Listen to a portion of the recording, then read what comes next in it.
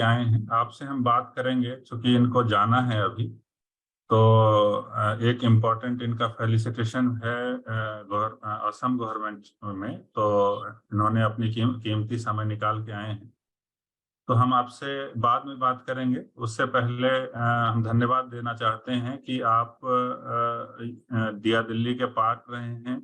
आपने बहुत काम किया है और जो आपने विल दिखाया है कि सोसाइटी के लिए भी हमको कुछ करना है, कुछ अलग करना है, और आप मोस्ट प्रोबेबली आईएएस नहीं तो आईपीएस बनने जा रहे हैं। हम आपको शुभकामना देते हैं, बधाई देते हैं, और हम आपको आमंत्रित करते हैं कि आप आएं। You can come here and share your journey, share your struggles of your life, your strength, your weakness. So I mean, Soilemthang ji will come and guide you regarding UPSC, how we can proceed and how will we way forward. So I will not take much time in between. So I invite you, Soilemthang ji, you come and guide us. Thank you very much. Good morning, everyone. Am I audible? Yeah, you are very much audible. So basically, we'll just keep this just an informal interactive session, and then it will be in a bilingual method consisting of Hindi and English as well. So first of all, respected Manish sir and the DIA team, thank you for inviting me and having me in your program. And then please let me know if I'm speaking too fast. So I'll try to speak as slow as possible so that everyone of us get it. And then thank you for having me in this program. So DIA has been a very important part throughout my preparation journey. I have been connected with them earlier as a student, and then later as a mentor, and also in various activities I took part as much as I could. So it feels really good to come back and give something back towards the community that has given me a lot. Starting as has been mentioned to me, so actually many of us find it difficult to pronounce my name. Actually you can call me as Vincent. V stands for Vincent, or you can call me just Sir Vin. And then so this year in all in I secured all India rank 619, and this was my third attempt. And it was my second interview as well. Earlier last year I went for the interview, but I could not make it to the final list. So it has been a journey filled with ups and downs, and I believe that I'd be able to relate with many of you in many of these issues which we face. And so a brief history about me is that I am born in a small village called Jonai. So it is a village which is located in the eastern part of Assam, which is also called as Upper Assam, near the border of Arunachal Pradesh. So it's a small village. And then I was not just born there, but I was even brought up and I did all of my education till class 12 there. So I did my class 10 in our village itself. There was a school called Jubilee Model High School. It was a small school, and then I studied there. And then after that, even in my class 12 also, I did there itself, in my village itself.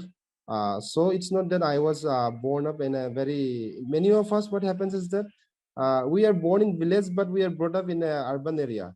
So at least I think I could relate with many of us who are into relating with this initiative, that I was not just born, but I was brought up and all of my education has been in rural India.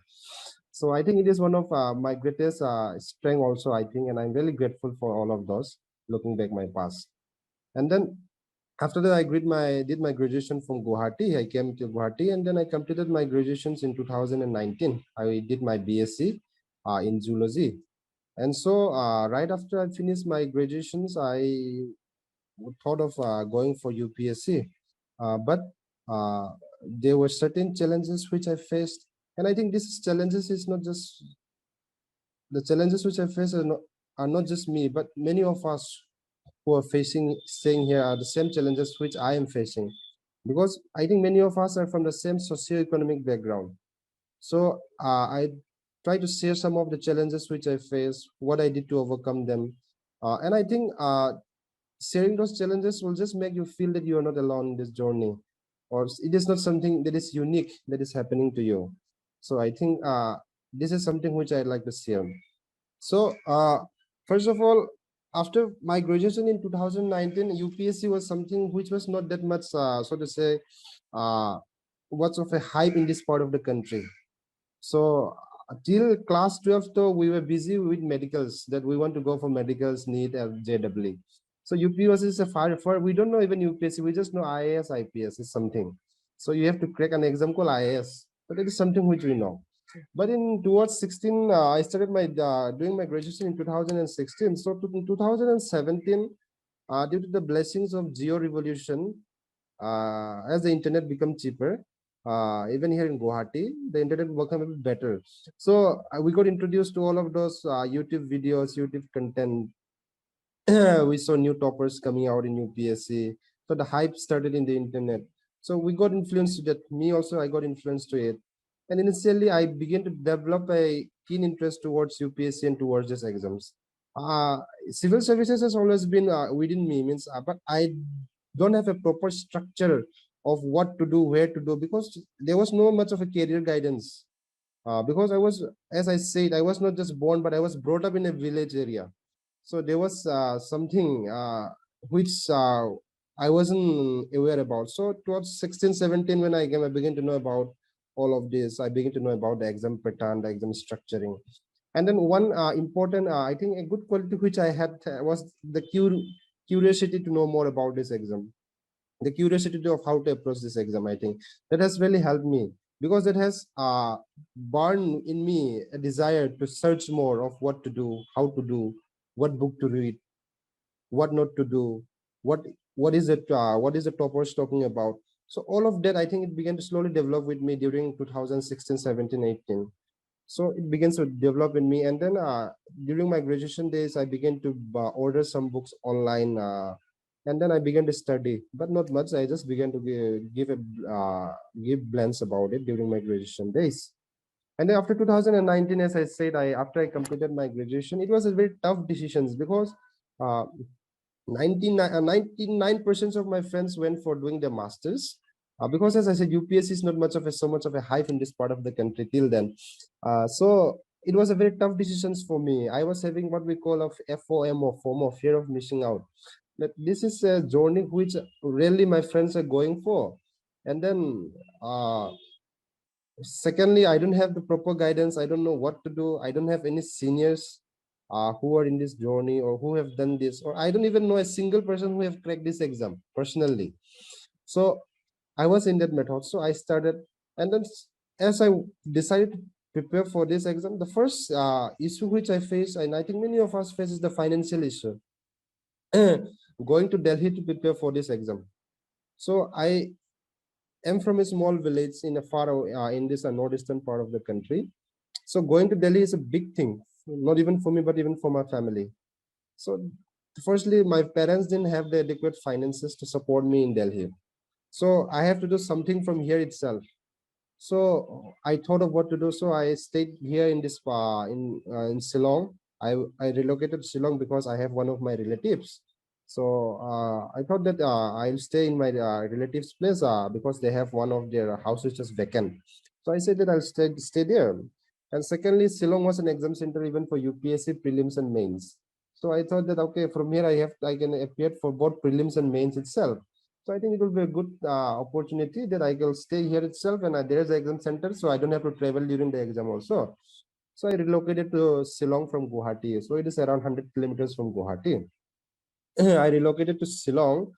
After that, there I began to study by myself. So initial days were quite difficult, as I said, rudderless. We don't know what to do, but I really took the help of those internet facilities of what to study, what to not to study. I have been guided at the same time. I have been misguided in many ways as well. So in all of those, I did. And after studying for around 4 to 5 years, finally, hopefully by the grace of God, I could see my name in the final list. So it has been a journey filled with ups and downs. So I think if many of us who are not able to go to Delhi to prepare, or are not able to join the coachings, as we know, those classroom coachings, have to spend some lakhs, all of those. if we're not able to spend it, please don't feel that you are left out alone, because it's not just me.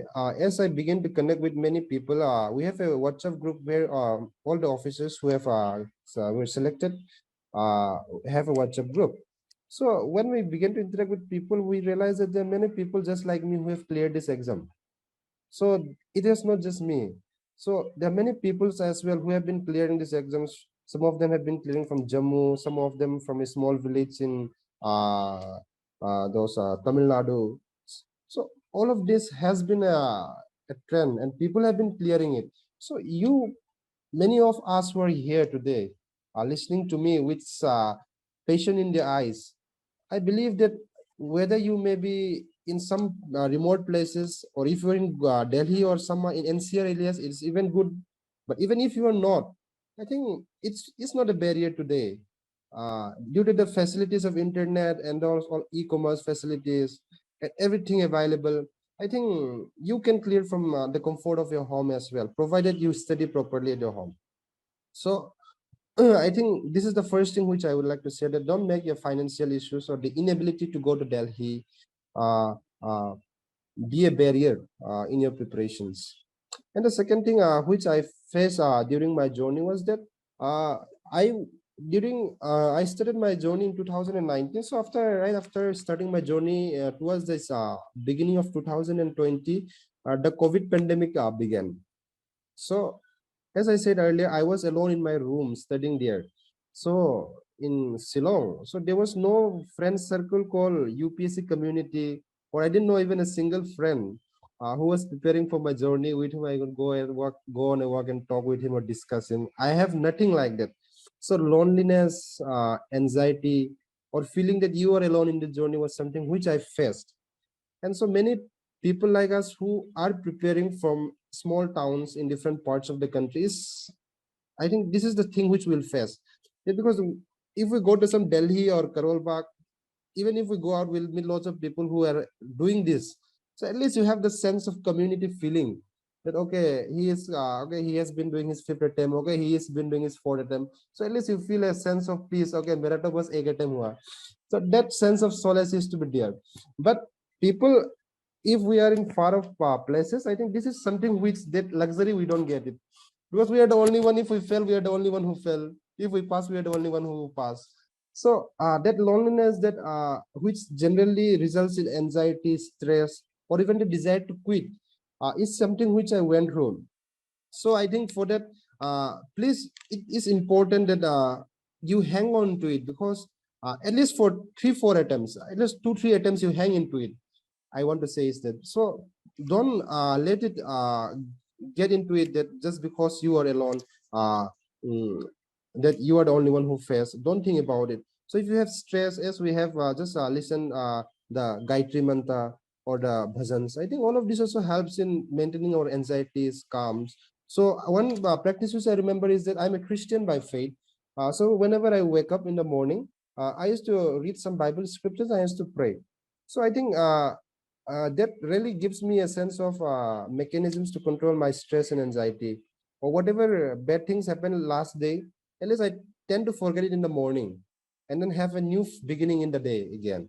So in the same way, we may be of different faiths. So every religion have its own way of meditation, spirituality. So I think at least devoting 10-15 more minutes in the morning will really help you. It will be a good catalyst, I believe, in making your journey a bit more stress free, a bit more less anxiety free. So I think those way you can really make your self not just mentally physically sound, but even mentally sound. I think it can help you a lot in this long journey. So it can help you cope up with anxiety, it can help you cope up with stress and even loneliness as well, I think. And then channelizing your energy towards a positive directions, it will really help you, I believe. And then the third thing, I think many of us here will be people or persons who have attempted at least the exam once, I think, or even if we haven't attempted, it's fine. So the problem that we face is that the problem of repeated failures. So I have also failed these exams repeatedly. So right after you see your, right after the PDF is released, and then you search your name, and when the result says result not found, it really pinches hard. I think I can relate with many of you in these sectors.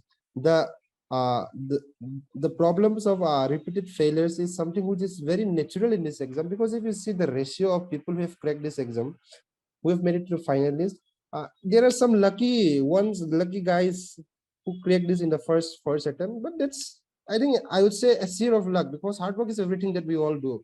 But most of the persons who crack these exams are usually in the second, third, fourth attempt, or even in the sixth attempt, or even we see people in the ninth attempt as well. So that repeated failures is something which we have learned to deal with. Failure, when we face it, I think it is quite painful, and there is no justification that it's okay, because when it pains and when people start motivating you, I think you really feel angry that day because it really hurts, I think. So that pain of repeated failure was something I went through. So some of the practical thing which I did is something which I would like to share. Is that after I finished, after I did my, after I could not clear in the second attempt, the exam is very uncertain. And I think looking the prelims paper this year, everyone of us would agree that the exam is quite uncertain. And a lot of things depends today on not just your hard work. Yeah, hard work does depend, but there are lots of factors coming into play as well, I think. So I think at least after giving 2-3 good attempts, I think at least giving dedicated 2-3 good attempts, I think it is good to have a plan B as well. I think there is nothing wrong in it. But don't try to start plan B from the first day itself, because I think if you try to give plan B from the first day itself, your UPSC journey will become compromised from the first day itself. So at least for 1-2 good attempts, you try to give 100% for that. After that, if you feel that the exam is quite uncertain, and we are from a different socioeconomic backgrounds, we have certain familial responsibilities, social responsibility as well. So if you think that there's something, so there are different kinds of exams today. Suppose there is NABARD grade A exam, there is RBI grade B exam, SEBI grade A, and even SSC CGL. The pattern has been changing, so they have decreased the requirement for those mathematics, and then they have increased the weightage for general studies, and then English. So we can at least compete in all of those exams as well. So this is also a good backup plan, which I like to say, because I have also applied for all of those exams. I applied for NABARD grade A, I applied for SSC CGL after I could not pass in my second attempt. So as I did my third attempt, I applied for all of those exams as well. So these are also good opportunities to serve the country. So all of those jobs are also good government jobs which we can serve the country. And if any of one of us have a good background in all of those MBA and all, there are good opportunities in the private sectors as well. So looking forward 10, 15 or 20 years down the line, I think the hype which we have for civil servants might not have 15 years down the line, 10 years down the line, because the job market is constantly evolving. The economy of a country is constantly evolving. So after giving 2-3 good attempts with all sincerity and hard work, if you feel that you have to venture out to other sectors as well, I think we have to go for it as well. Don't think that it is an injustice to your UPSC preparation. It is just that we are a human being at the end of the day. So there are lots of responsibilities on each one of us. We have to deal with our mental pressures, anxieties, financial issues, social responsibilities. So after all of this, I think it is a good opportunities out there. But as I said, with a disclaimer, that don't do all of this from the first day itself. At least give 1, 2, or even 3 good attempts first. After that, if it doesn't work out, then you can venture out into all of those sectors as well. So these were some of the extracurricular things which I would like to share. And then coming to the UPSC syllabus, and then some of a brief micro framework of how I prepared. I won't go into the detail because I think we can have an interactive sessions. And if any one of you have any kinds of questions regarding particular subjects, I'll try to clear your doubt as much as possible. So I think prelims, I won't go into the basic books, I think, because I think everybody of us know what is the basic books and all. But it is quite difficult today to share is our basic books enough reliable or not, because I think the trends are completely changing, and then the questions have become very much applied and in-depth. I think it will take at least a few more months to analyze what is good to study. But as an aspirant, which I like to advise is that instead of changing your strategy drastically, I think still stick into all of those which are people are still using it, because it's just about decreasing your mistakes, which is important to crack this exam. Because the paper, for example, just the recent prelims, the paper was tough, we all know, but still the number of candidates which they would take is the same. So it's all about the candidates who did the least mistakes. So for example, everybody of us feel the paper was tough, so somebody did, out of suppose 10 questions, or somebody did 8 mistakes. So if you at least could keep your mistakes to 5, so you are the one who would make it to the list.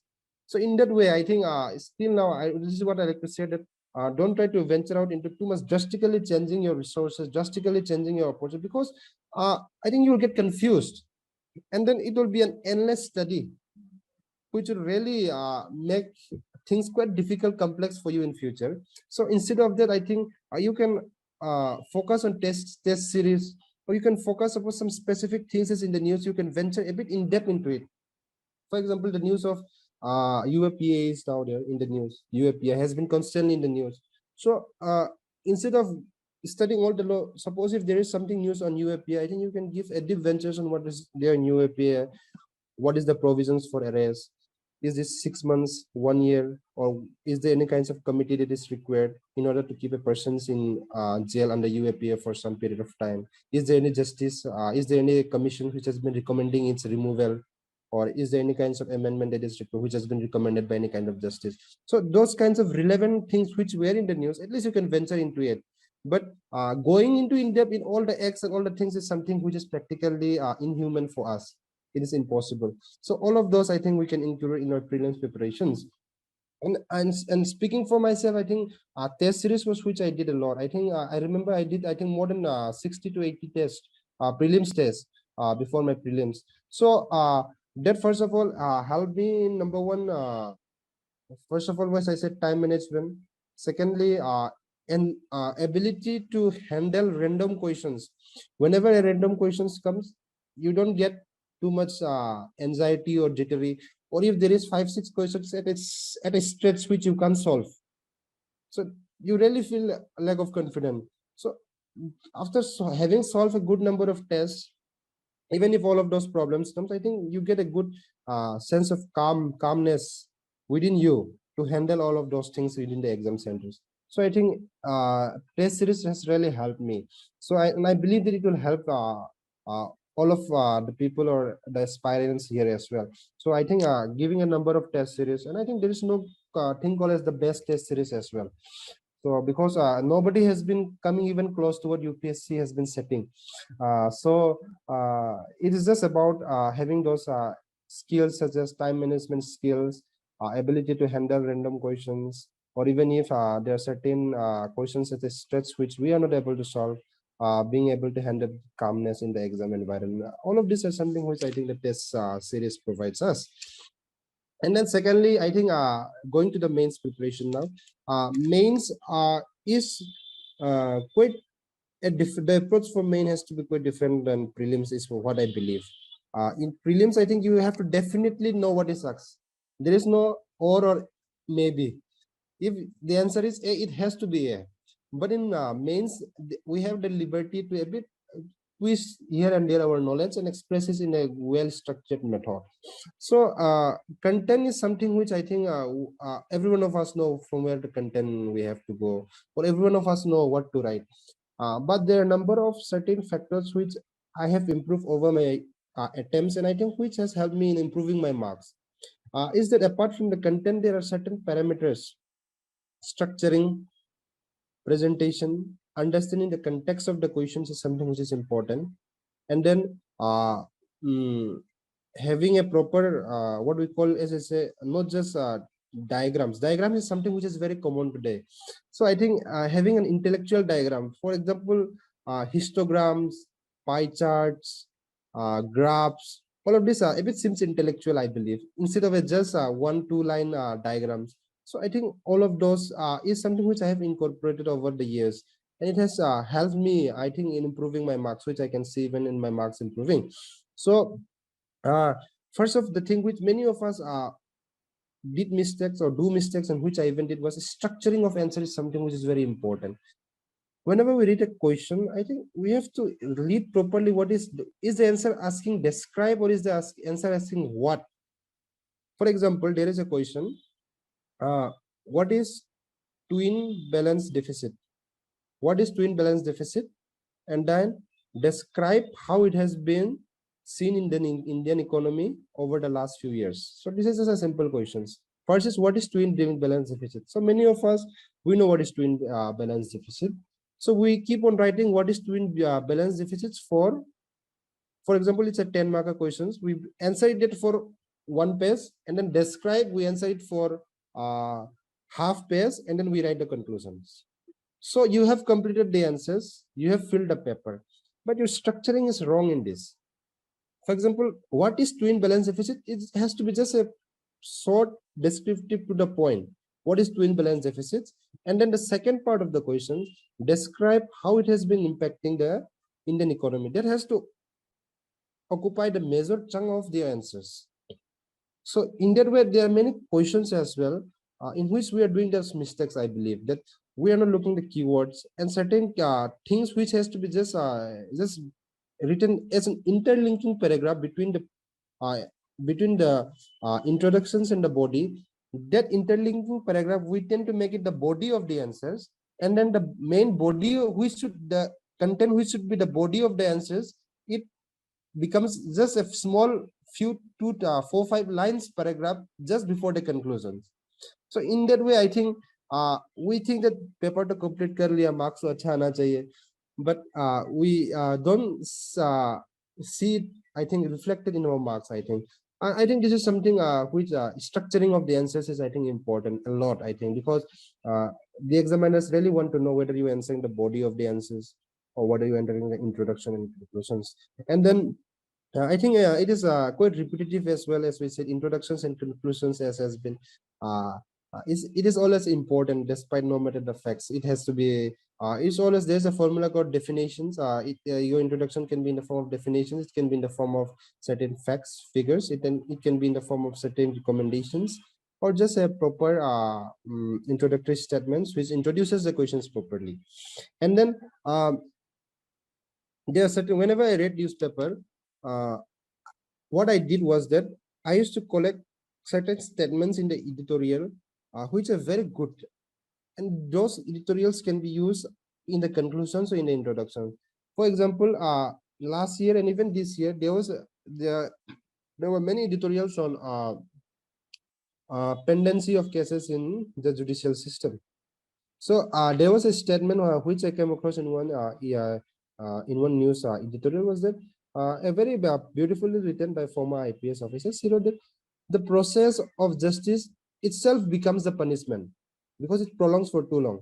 So that's a very good short statement. So I wrote it down in my paper, in my notebook, and then I tend to use it in some conclusions.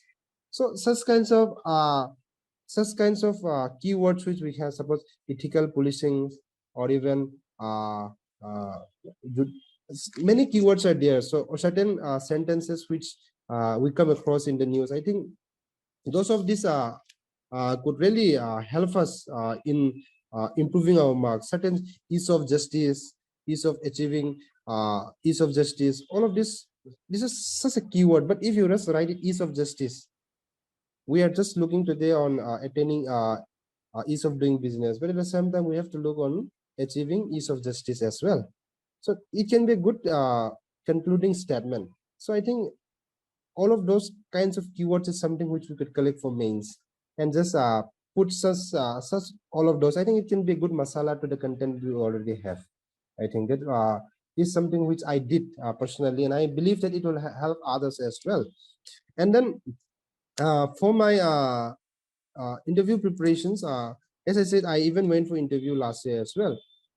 Interview is quite a to be honest, it's quite a random thing. You really don't know what works out because I thought my earlier interview was good as well, but I didn't get a good marks. And this time also I thought it was good, and then it was also, my marks was an average. It was not that high as well, not that low as well. So it's really hard to say what works out in the interview, but something which I realized that I could have developed during my preparation journey. During my preparation journey earlier for the interview was that certain things which is important was that uh, number one, I think clarity of expression is something which they really look in an interview.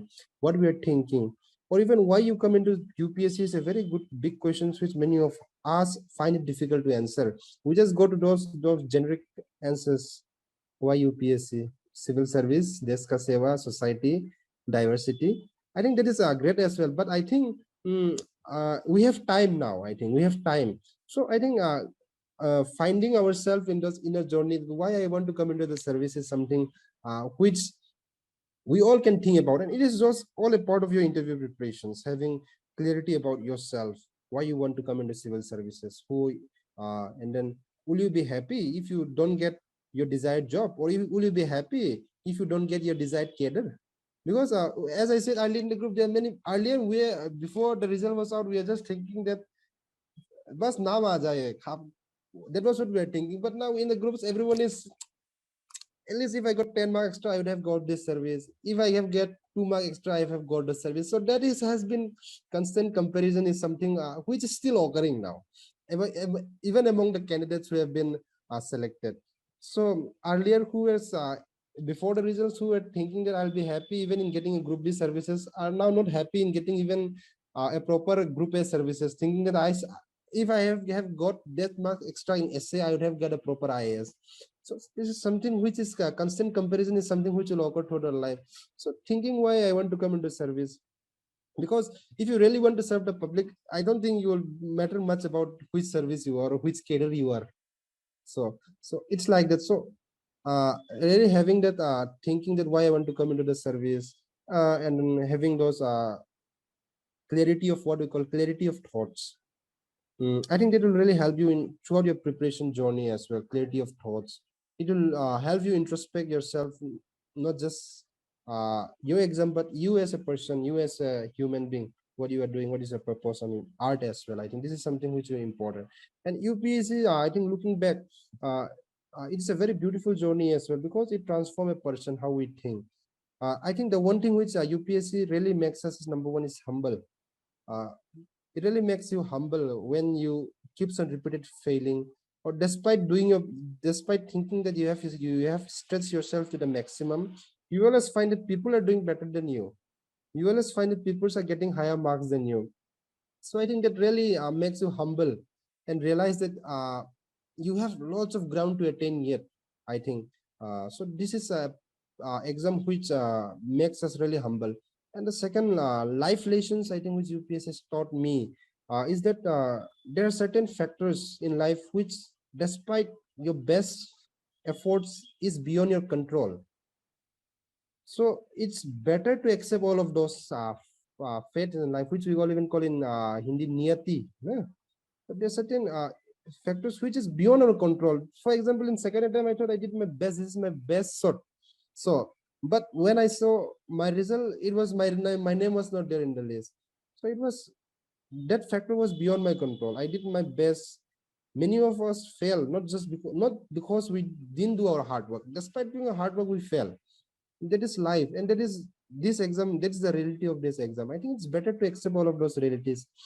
It helps us deal with a lot of mental, if we have that acceptance that okay, it's fate. I think sometimes, no, if we have that acceptance, I think things becomes a lot more easier, and we could handle things as well. So I think with this sort of few words, I would like to conclude whatever I said. And so we can have a few interactive sessions if any one of you have certain questions that you would like to ask. Anything related, maybe related to UPSC, maybe related to notice, maybe related to me, or anything. You please are free to ask. There's a question, sir. May I'll just read it down. Okay. There's a sir मैं ये जानना चाहता हूँ कि इस बार जैसे UPSC ने trend change किया, तो सर बैक पैटर्न की तरह ही रीड करे कि कुछ अलग करे, बोलिए. हाँ. So CSS is asking that since the trend of UPSC is changing, should I change how I have been changing my strategy, or should I do the same thing? So I think I have covered this as well. Changing drastically our preparations is something which is really tough, and I think it is endless. For example, there was a questions in president election this year. So every one of us know how the president elections goes. But I think nobody will read whether the electoral college in Arunachal Pradesh or Puducherry is higher. So this is something which is nobody will reach. And even if we keep try to search all of those details, I think even in one paper itself, even in polity itself, we can spend 1 year. So it is almost inhuman. So I think it is just as I said, it is not about trying to, it is this those who clear these exams are not the one who knows everything, but it is just those persons who have decreased their mistakes over the years. So if your friend has done 10 mistakes, you have done 8 mistakes, you are the one who will be in the list because you have your mistakes are lesser than him or her. So in that way, I think still now, as I said, stick to the core books which are there. At the same time, try to use the internet as much as possible. If there's certain news events which have been constantly in the news, I think you can do a bit much of research by yourself, going deep into all of those. And then I think the rest, I think every one of us is quite uncertain about whether will about this exam. Even I'm not sure whether I'll be cracking the prelims if I sit for next year or so. It's quite uncertain. So I think it's just doing our parts, and then, as I said, leaving it to fate is something which we can think about it. Yes. So yes, anyone, if you can ask questions even by interactions or through by messages. So Naman had a question. You can ask Naman. Hello. Hey, how are you? I'm fine, sir. Yes, sir. Yeah, congratulations to you. First of all, my question to you is, you talked about intellectual diagrams, right? Yes, yes. How to make it entrenched to our practice so that like when we put ourselves in that constant timing during the time of exam, it comes naturally to us. We don't have to think like too much on it. And the second request is, we would love to have you talk on Northeast so that we can get connected much to the Northeast things. So like first come to the first, then we'll go to second. Okay, I'll just keep it short. Intellectual diagram, as I said, I think to make it more intellectuals in a diagram, I think there are certain facts required. For example, many of us just dot a diagram without properly pinpointing where the proper things are there. For example, there was a questions on example in GS3 example. There is a questions on recent trends of CO2 in the atmosphere. You want to show it in a diagram. So you can just show, you can draw a histogram. And then you can show 1901 level, you can show 2000 level, and you can show 2020 level. And then in top of it, you can draw the approximate the quantity which has been there in the environment, in the atmosphere. And then if you try to make it with proper structuring, proper data are there in the environment, in the diagram, so that it doesn't feels that this person is drawing the diagram just for the sake of drawing, because your diagram has to communicate properly to the examiner what you want to say. Suppose you draw, if you draw India map, try to properly pinpoint what you want to say. What is the regions? Many of us doesn't even write what the figure and then what is the name of the figure. Suppose there is a figure, you draw India map, and if you're showing that you're showing the iron ore resource distributions, properly mention in below the figure, iron ore distribution in India, proper structuring, and then after drawing it, you can just draw some small darken the portions in which all of those were located. So it sounds a bit more intellectuals than just drawing a crude map of India and just writing something. So in that way. So how did you like get very used to it? Like, did you note down any particular diagrams when you came across in any sort of newspaper or something like that? Yes, definitely. I try to make a notebook in which I write certain diagrams relating to all of those histograms or even concentric circles. And then there are many toppers, even in telegrams, who have uploaded their notebook. So I used to take all of those, and even when I come across some toppers copies, I used to see, is there any kinds of new diagrams? I just try to jot it down in my personal notes, and I try to personalize it in such a way that it comes natural to me during the exam, because you can't think so much in the exam. It has to come in, it has to come in an autopilot method, no? So when you write the introduction, you have to know that after the introductions, as an interlinking paragraph, I'll use a diagram. In this diagram, this has to be present. So in that way, it has to come naturally to you. And I think for this, I think, as we said, test series can help you a lot. I think having those structuring, and then for that, I should say practice, and then searching it out from any source that you want. And even in Google, you can do it. For example, in Google, you can go to the image section. You can just say diagrams on the changing trend of Indian economy. Just a small topic. In the images sections, they will have certain diagrams. So just you can note out which diagrams you can use it. So in that way, you can do it. I collected some from it as well. And I think speaking too long on notice is something which I love, but we have the constraint of time. So I just say that please do visit it sometime if you have time. It's a really beautiful place. Presently, there are certain news going on relating to the state of Manipur, in which things has not been that much in a good state due to a certain ethnic crisis. But hope so. I think things will peace will prevail there also as soon as possible. And please do visit this part of the country as well. I think you'll really enjoy it. You'll really enjoy it. It's something which I can assure. Thank you so much. Like your smile expresses the beautiness of Northeast. So for sure, thank you so much and congratulations. Thank you so much. Thank you, everyone. Yes. So thank you, sir, for your guidance. Yes, sir. Sir, we can take one more question. Yes, definitely, yes. Okay. So Talasri, please ask your question. Hello sir, good morning. Yes, good morning. Good morning. Hello sir, मैं अभी graduation तो मैं sir first year में हूँ और अभी मैं sir second year में जाने वाला हूँ. तो सर सेकंड ईयर और थर्ड ईयर तो मेरा सर 2025 में मेरा फर्स्ट अटेम्प्ट है. तो सर इन कॉलेज के अभी 2 इयर्स में सर एज अ बिगिनर मुझे जीएस हो, ऑप्शनल हो या बेसिक हो, सर मुझे कैसी स्ट्रैटेजी रखनी चाहिए? Okay. I think it is good that you begin early. आपको हिंदी से इंग्लिश समझ में आता है ना? Yes sir, yes. Okay. I'll be comfortable in speaking in English as well. So, so I think it is good that you have begun early. At the same time, I think, as we said, the trends are completely changed. But I think statics generally more or less are something which you can work upon. I think current affairs, so it will change when you by 2025, a lot might have changed in the current aspects. But statics related to certain topics, for example, history, art and cultures, or even Indian economics, basics of what is GDP, what is the difference with GNP and GDP, what is the difference with NNP. These are things which will remain constant. So I think all of these sectors are something which you can work upon.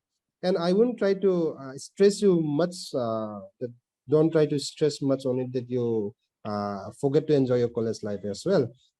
Enjoy because you will have lots of activities in your college as well. You will have lots of studies, assignments in your college as well. So as much as try to do all of those also properly, and at the same time, try to go for all of those statics, as I said, history, art and cultures. And I think the book is something which you know, which book to study, what not to study. I think it is freely available. Everybody says what not to study, what to study. So I think this is something which you can find out by yourself. And then please, you concentrate more on static part of the topic. By the time you'll give, I think you'll have a strong static background. And if persons who have strong static background, I think things get a lot easier for them. Whenever they write the answers, we can, because I even work in one of coaching institute as an answer sheet evaluator as well. So whenever we see candidates writing answers, we can see people having a strong static background or not, even by the structuring and the content of the answers. So it's good, that one. So try to strengthen your static. I think a lot depends on static on this exam. So try to strengthen it. Sir, when we have to start optional subject, I mean BA second semester. Okay, when we have to start optional, I think that is a very subjective question. When you are, for example, if your optional is your graduation subject, then I think you are doing your optionals from the first day of your graduation. So there is no time frame, because there are people who have been studying the same optional for 3 years but hasn't cleared. But there are many people who have studied one optional for 4-5 months and they have made it to top 100 as well. So it is a very subjective question, okay, when to start the optional. But the earlier you start, the earlier you'll finish the syllabus, the more time you'll get to revise. The more time you'll get to revise, the more chances for you to score higher marks in it.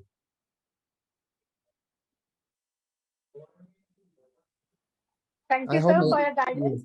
Yes, sir. So all doubts get cleared because you give us the insight in a very detailed manner. So Yes, it was sir. really very great and interactive session with you.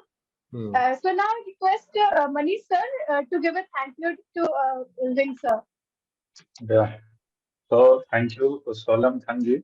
And you have given the sutra for UPSC that you told ki you were lonely there at your village and how you have prepared. So I will tell you, you have followed the path एकला चलो रे सूर्य की तरह चलो चांद की तरह चलो एकला चलो रे और आपने कर दिखाया है वो तो बहुत बधाई आपको बहुत धन्यवाद आपको कि आप ऐसे ही you guide time to time to our students I mean our team and you serve your country I mean as an IAS officer or maybe IPS officer so I mean congratulations once again to you and I mean thank you very much for your